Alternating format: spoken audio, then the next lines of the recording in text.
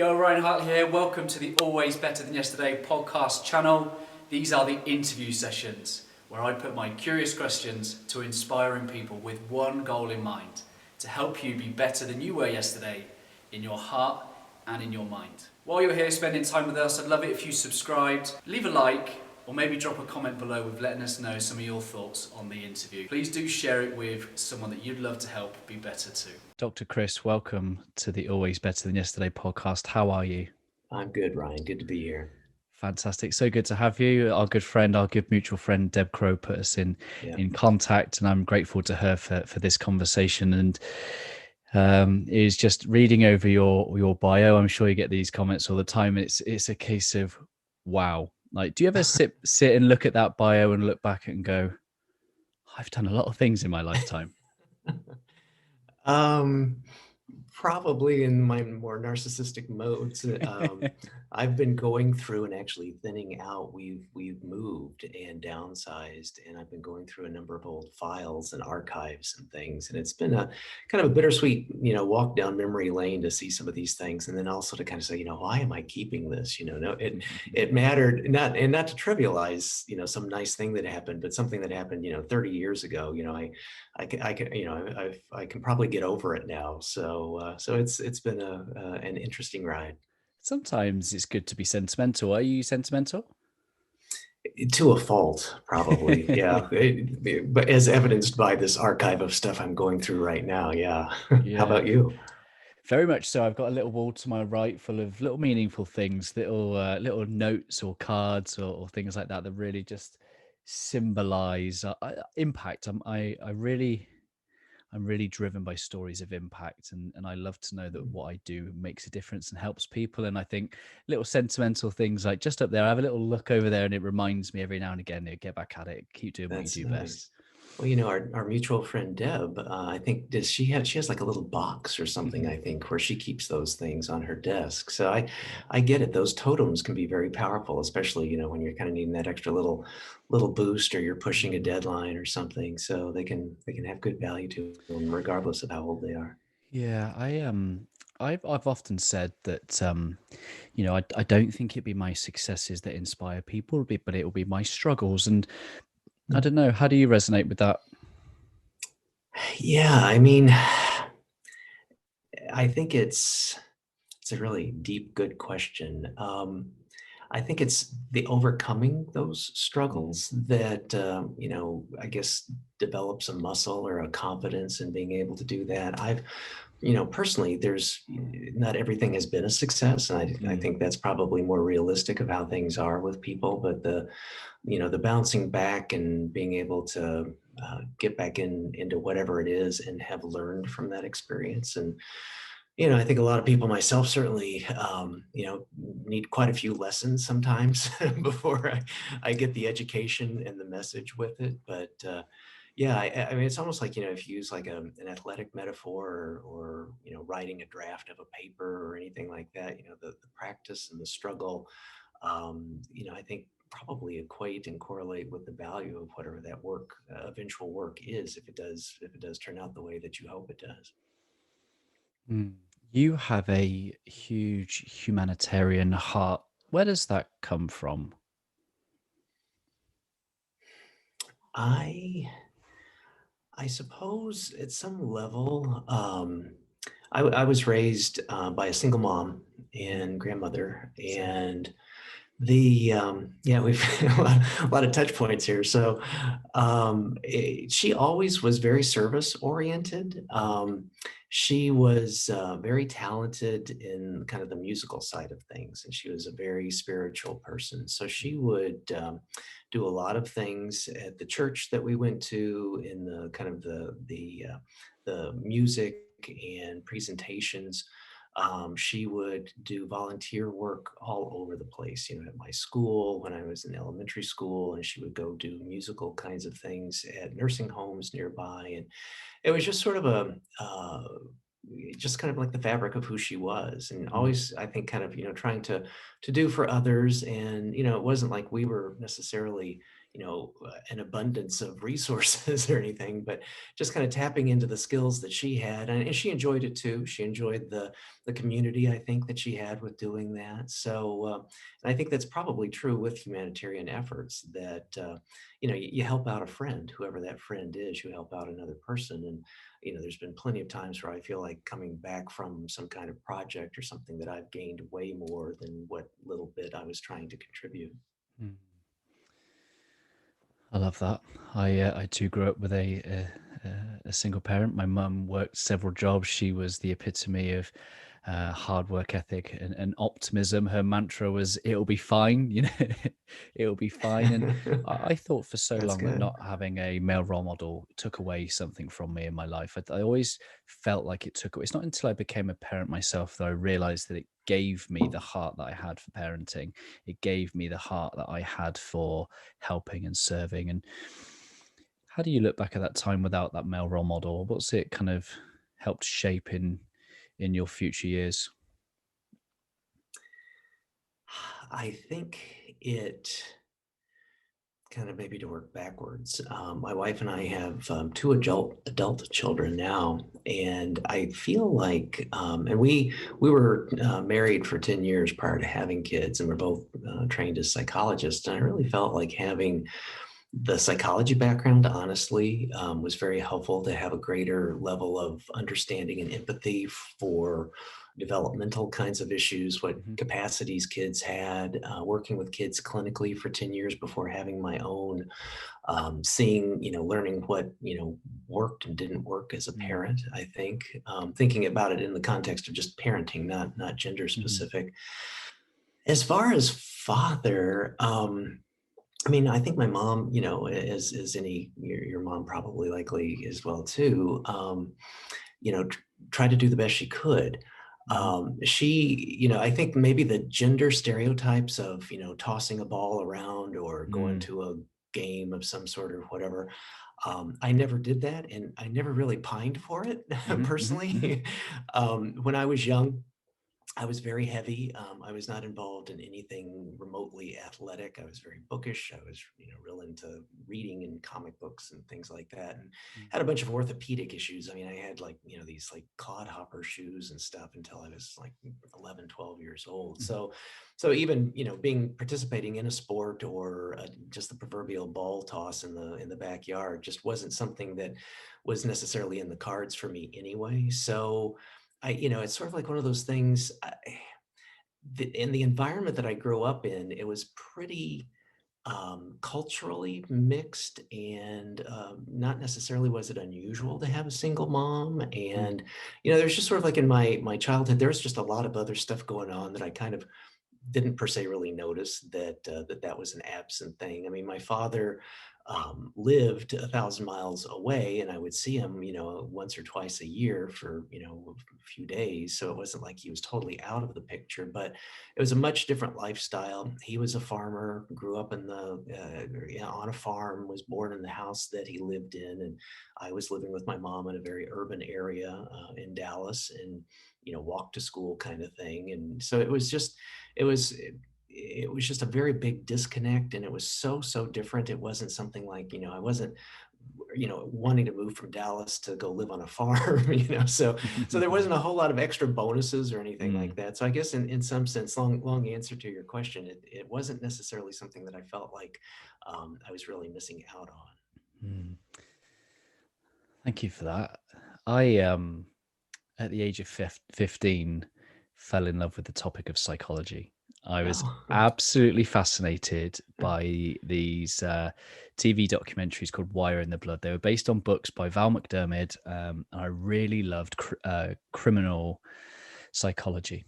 And I wanted to be Uh-huh. a criminal profiler. I went off to uni to be a criminal profiler, and Wow. it's not until I joined the police at 21 that I realized that those jobs very rarely exist. Mhm. How did you become such a psychologist that you were labeled as an international rock star? Oh my gosh.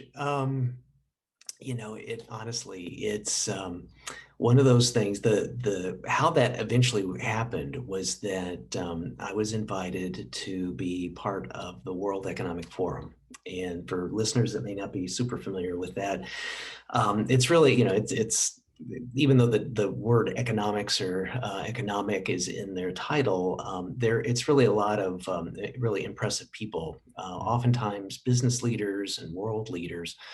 And then in the late 1990s, they were expanding out into kind of looking at next generations, and they developed something called the Global Leaders for Tomorrow.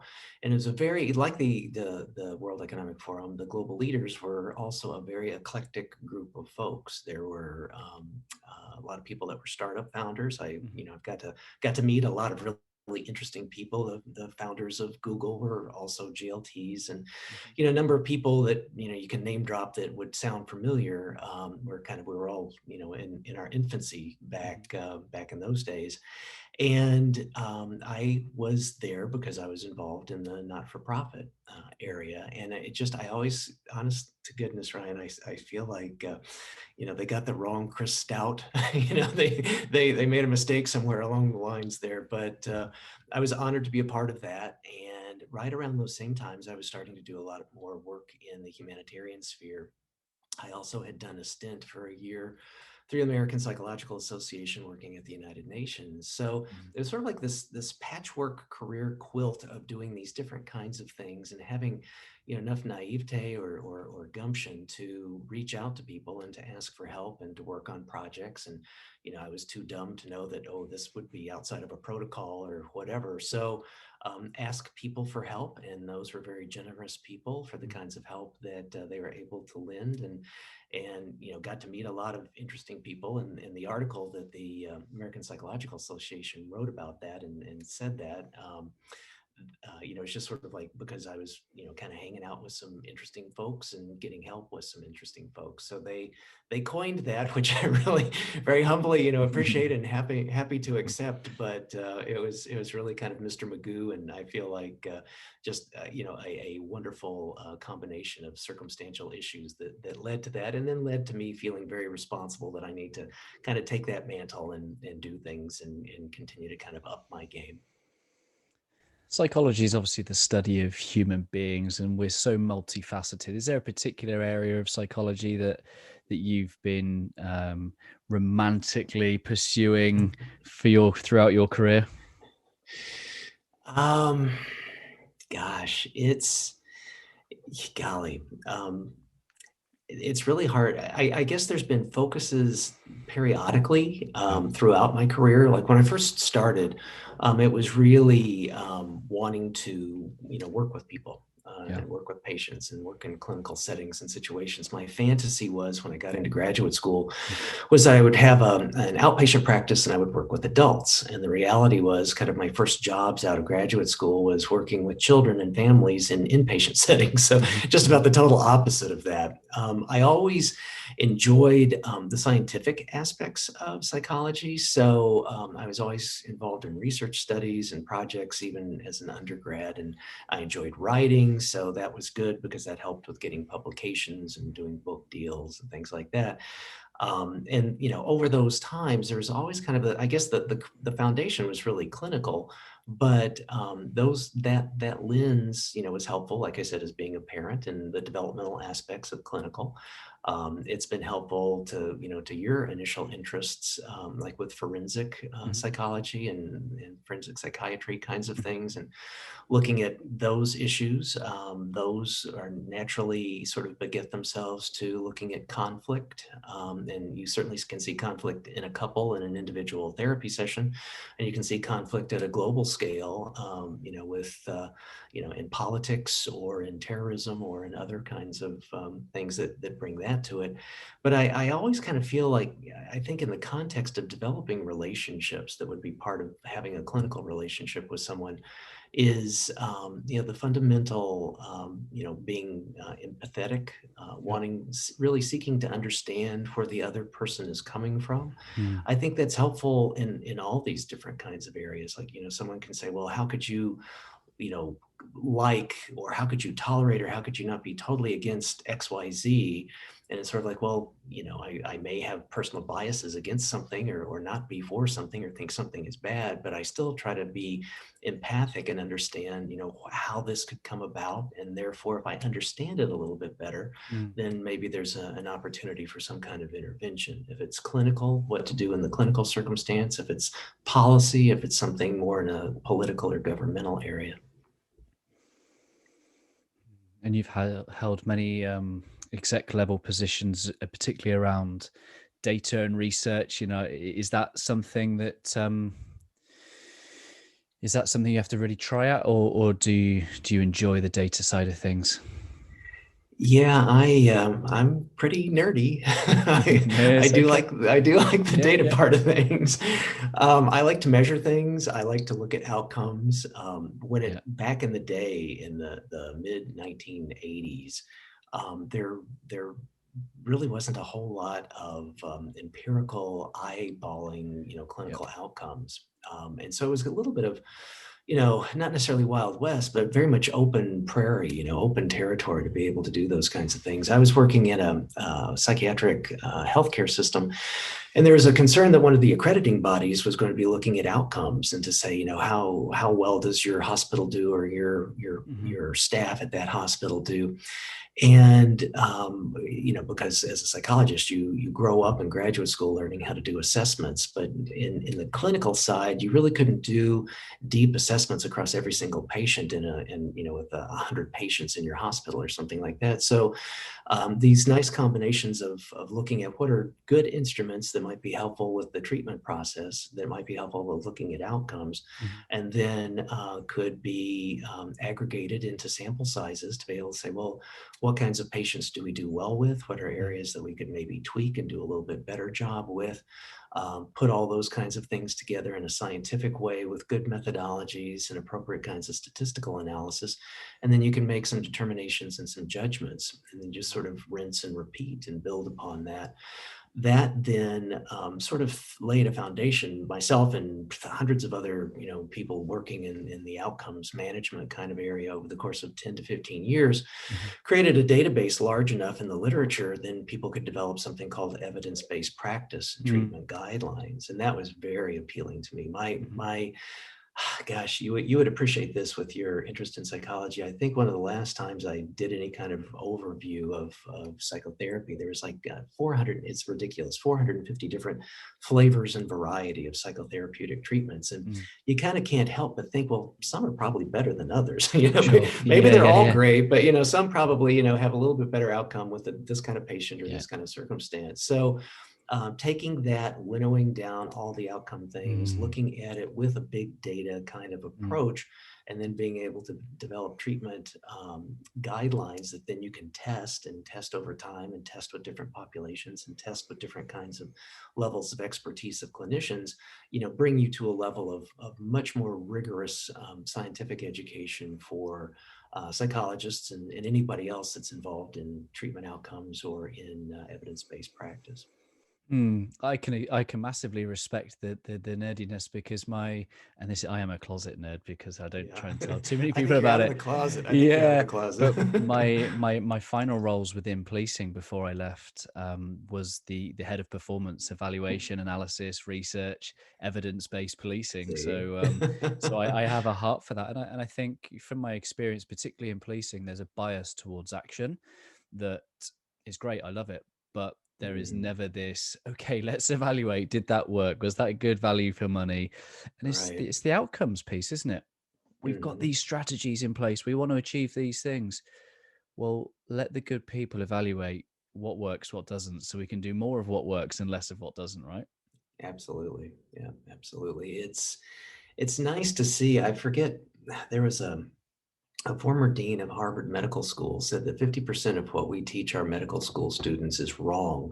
The problem is we don't know which 50%. So it's that kind of thing. I think again, the aspect of having and even in business, it's the proverbial cliche of what gets measured is what gets managed.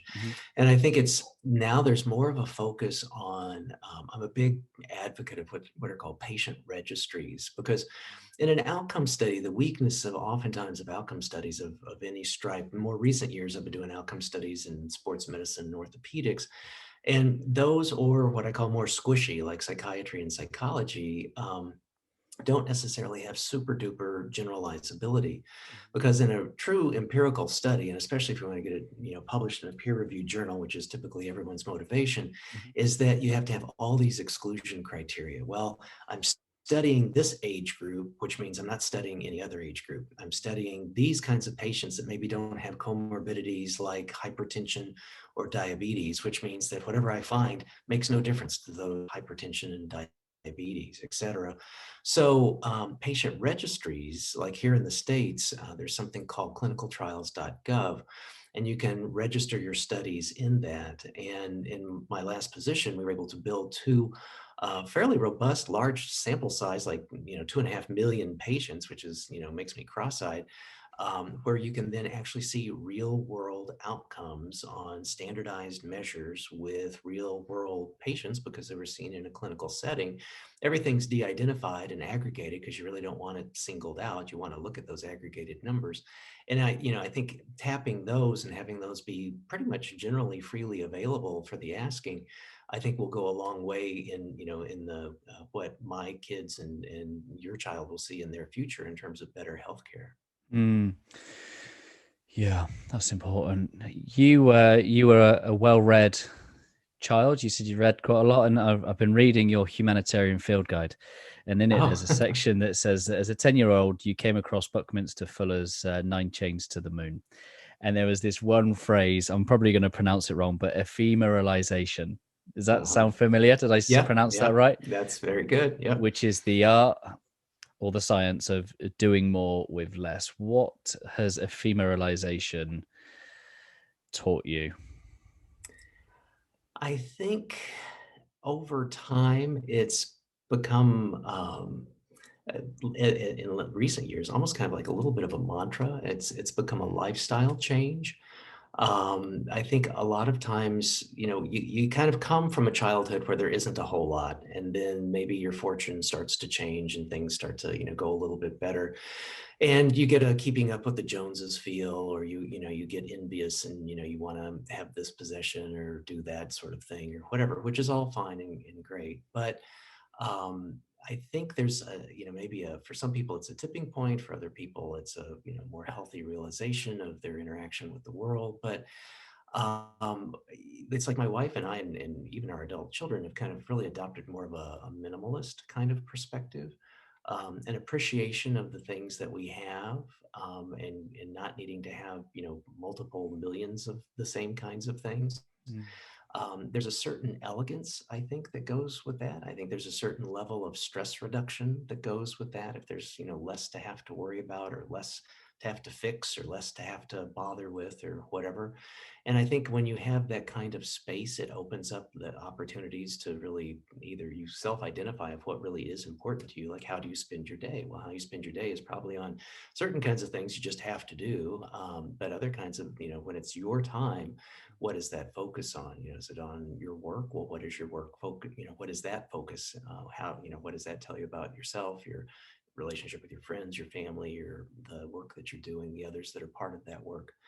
Um, Buckminster Fuller was really he's kind of one of my heroes. I love, being able to think about him and talk about him and try and role model after him, in the sense of, thinking about the interaction of things. I mean, I don't think necessarily he would have, like he called, the Earth is spaceship Earth, everything that we have to, everything we need, as if we were like on a spaceship going to another planet, we would need to have on that spaceship. Well, let's consider ourselves on this Earth, in our own little spaceship. And you can look at that in the concept of, well, would I be wasting something if I was on this spaceship? Would I be creating garbage that I'm going to have to live in my own spaceship? Would I be, doing something that out of laziness or dumbness, is going to, come back to haunt me, or, create a problem for me or others on this spaceship? And I think that's been again, an ethic that's been different, that we take a look at. I mean, even like when we've done some very minor remodeling,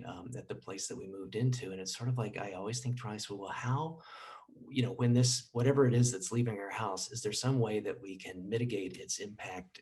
Can it avoid a landfill? Can it be recycled? Is there someone that could reuse this if it still has a valuable life to it, et cetera? So I think that ephemerization of how people think about themselves, you might call it minimalism, you might call it, conservation, you might call it, environmentalism for some people, or whatever. But I think that was very early on, something that I wrestled with, and I feel like I really kind of haven't taken it full on until these last couple of years. It took me a while to get it.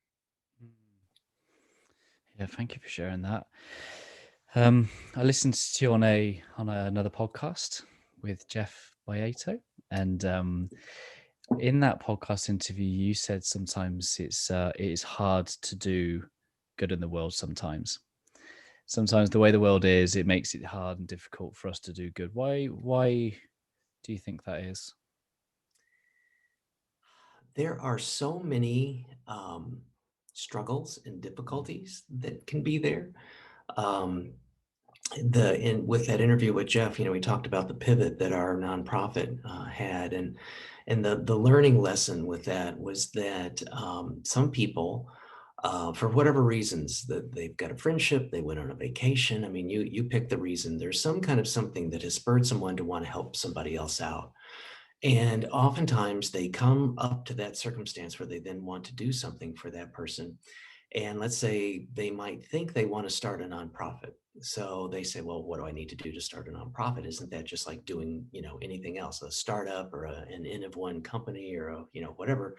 And it's sort of like, well, no, there's, in the United States, that's a tax identification kind of thing. So you need to fill out, some rather arduous kinds of paperwork. You need to submit that to the government. You need to wait, 6 to 12 to 18 months to sometimes get a no, not a yes, it's not automatic yes. You need to incorporate. You need to develop a website. You need to get a board of directors. You need to learn the taxes for a nonprofit are pretty radically different than how an individual or a business might do their taxes. So there's all these parts and parcels and things that just can be, just any one of them can be kind of like, I don't want to build a website. I don't want to do any one of those things. That's not my skill set. What I really want to do is help these people out that I met or that are friends of friends or whatever, to get a paved road so that they can, get their produce to a market more quickly, or that they can have medical attention, more quickly, or that they can have a well with potable water, or they can do whatever. It's a one-off project. I don't want to be in the business of building wells everywhere. I don't want to be in the construction business and building roads or hospitals or whatever everywhere. I just want to, there's these one, it's like when you have a friend that, that you need to help them fix their roof or whatever, they ask you over, you bring your tools, you fix their roof. And you don't say, oh, by the way, now I own your house because I fixed your roof, or you owe me, or whatever. There might be some reciprocity with it. Like, hey, if my house needs help or somebody else's house needs help, you go, pay it forward, you go help them. So our goal and the aspect is that I think a lot, I have this feeling that I don't have any data for this one, Ryan, but I have the suspicion that people that want to do good in the world oftentimes get overwhelmed with these stumbling blocks that aren't necessarily that don't necessarily need to be, a full stop. They might be a hiccup or a speed bump, but they don't need to truly stop them from doing whatever that kind of work is. And that's what we've tried to pivot with our center, to be able to be enabling for people to be able to do these things, as opposed to, gosh, oh, I'd really love to do this. And then they start to scratch the surface and they go, oh man, I got plenty of other fires to put out.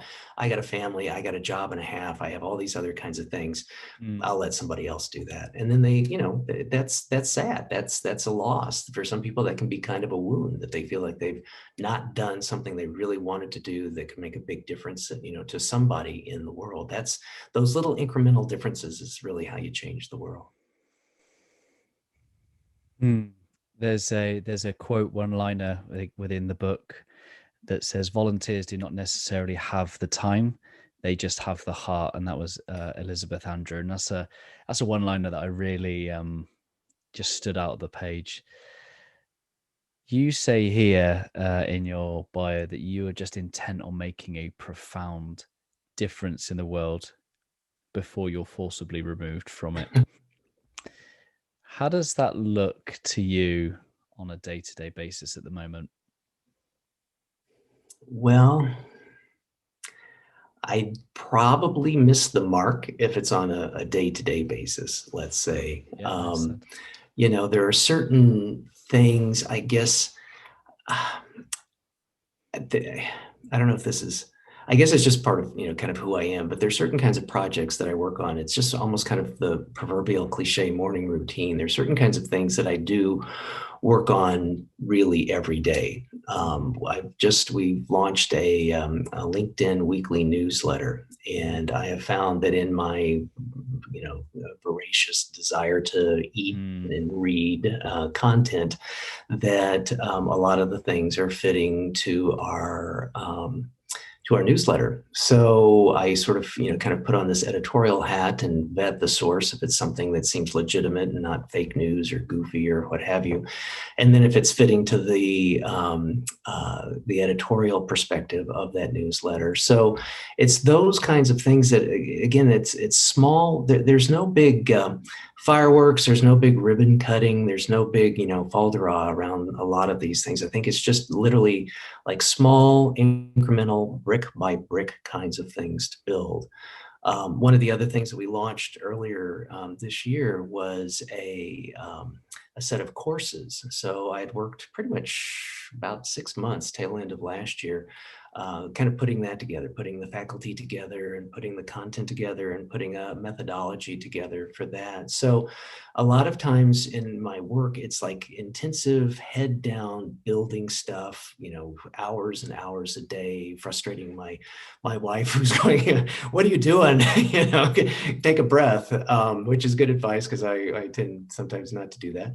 And then once it's built, then it's, the care and feeding of it. So once we establish a newsletter, then it's the care and feeding of content. Once we establish a training program, then it's managing that and helping spread the word about it. Once it's, and similar to you, myself with doing my own show and podcast of reading the material of someone's book or getting to, do a deep dive like you very nicely and obviously have about who that person is and what are the questions that come up that I think my audience would like to hear, and I certainly would like to know the answers to. So all of those things are little bits and pieces that I feel kind of push the ball further down the road of being able to bring, new voices to perhaps someone that listens to the podcast that, hasn't ever heard of this person or never heard of their book. These other kinds of things that might show up as a LinkedIn influencer piece or, all of these different components and places that every day there's probably some little, inch by inch work done on it. But, there's the periodic milestones of an article gets published or a podcast gets released or what have you. But it's, there's the big things, the big splashes kind of just don't exist anymore. It's these more periodic, incremental, putting, nose to the grindstone daily, which I know all about. Well, that's what we're all about here. Always better than yesterday. It's the approach. Sometimes the idea of building a house can overwhelm people, and what you just said there about the brick by brick. Sometimes you build more of a creation than you can ever imagine. Sometimes it's just having that balance, and sometimes the big picture vision, big stuff scares people. They see the podcast with 120 interviews and they stop. They don't do the one, they don't do the two. So what does the phrase "always better than yesterday" mean to you? I really like that.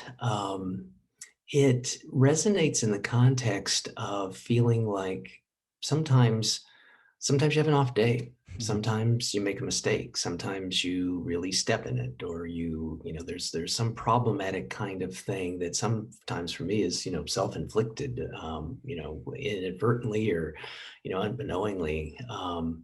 And having the appreciation and giving yourself the space to be able to say, okay, that happened.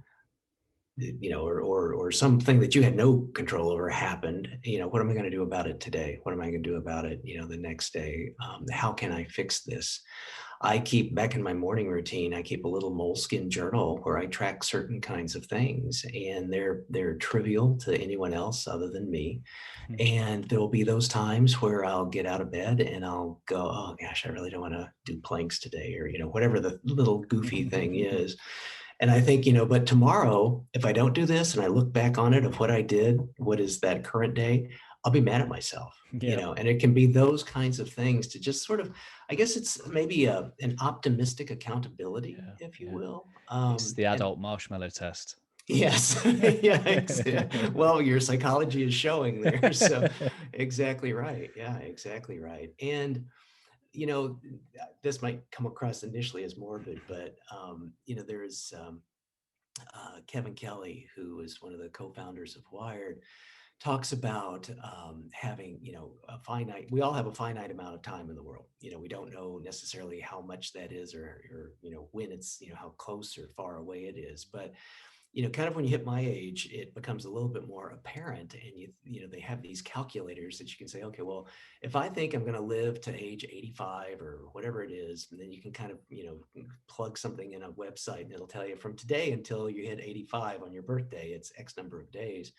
And he talks about that, I think, also with Stuart Brand, and then thinking about what kinds of projects are you going to take on? Because let's say a decent project is going to take a year, or it's going to take 2 years to write a book, or it's going to take X years to do a whatever, or I'm going to do podcasting for 3 years and then I'm done, or whatever it might be.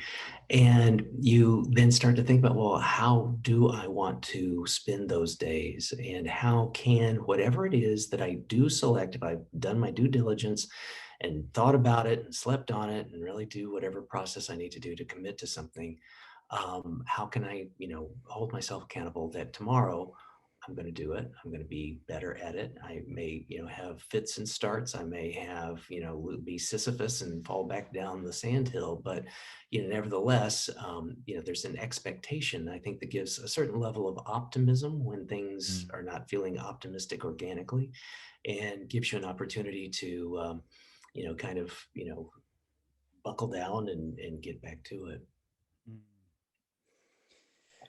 I am very grateful for your time. And there is no way in the 35 minutes we've been speaking that I've even scratched the surface of your experience, your heart for helping. I just like to leave some space for anything you would like to particularly share that's on your heart and your mind today that you think that are always better than yesterday community would benefit from hearing from you on.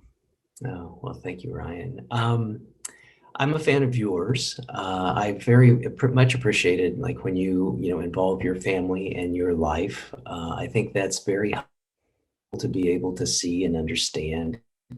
A lot of times in psychology, we learn in graduate school, you need to have boundaries, and you really, you don't say much about yourself or what have you, and you just, focus on, topics at hand. So having the space and not being in a clinical practice when I'm on a podcast or anything, that kind of space is good for me. I feel it's growthful to be able to have someone like you who's very expert at getting, to the point of things, and to, ask these kinds of questions that might hopefully give people some benefit, or help them, think about something maybe a little differently than what they thought about before they heard this episode. And then also just, freely to, we're here, myself and our center, to help people make a difference in the world. Whatever ways that we can do that. Our website is centerforglobalinitiatives.org. Everything on there is free of charge. We have a virtual library that's downloadable. We've got podcasts and lectures and kind of, you name it, it's on there. So I really encourage people to reach out. Feel free, get what you need off there. If there's some question that I can help with, ping me. I'm very accessible, and be happy to see if I can be of help. Very, very kind of you. I shall make sure all those links and the links to your podcast go in the show notes. Thank you for taking the time out of your day to spend it with us. I wonder whether you could sign us off with one of the 52 ways to save the world.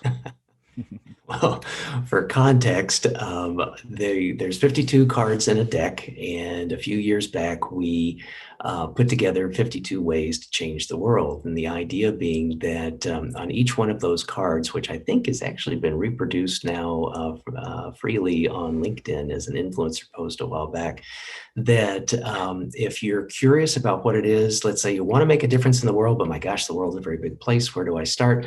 You grab one of those 52 cards at a random level until you get one that, pick from the deck until you get something that resonates with you. On that card, it's going to be a topic. And on the flip side of that card, it's going to be resources to reach out to learn more about that topic and how you can make a difference. And I think, again, Ryan, tip of the hat to you, because I think you make a significant difference in the world with being able to reach out and have this kind of voice. Thank you. Very kind of you, Dr. Chris. Thank you so much. Take care, Ryan.